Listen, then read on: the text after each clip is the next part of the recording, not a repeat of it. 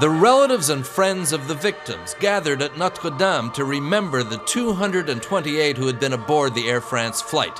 Some families said it was too soon to pay homage. The grief was still too raw and stayed away. Whatever comfort a religious service might provide, the many questions still hanging over this crash make coming to terms with it for family and friends of the victims very difficult, and few answers have been provided so far.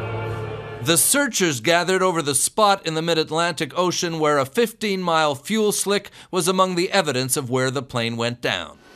Debris, the searchers say, is spread over as much as 30 miles of ocean, spread by the currents or perhaps by the plane breaking up before impact.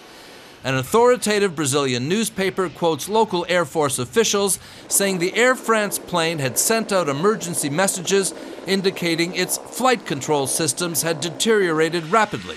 Its airspeed, altitude, and direction controls were gone, and that its main flight computer had failed.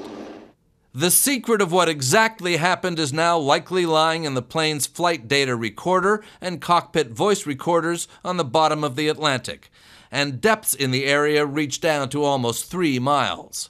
The recorders send out signals called pings to which the searchers can home in, but that pinging goes on for only about a month. The French are sending a vessel called the Pourquoi Pas, the Why Not, with 2 submersibles on board that can dive to depths where the data recorders are lying. It's a race against time. I'm not so optimistic.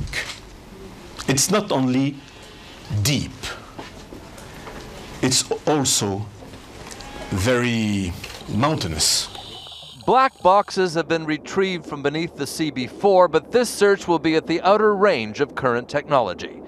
There are other means of analyzing what happened. A former Air Force meteorologist familiar with the area has plotted the Air France plane's flight path against satellite weather data at the time. He says the plane flew straight through some extremely violent storms and for a long time.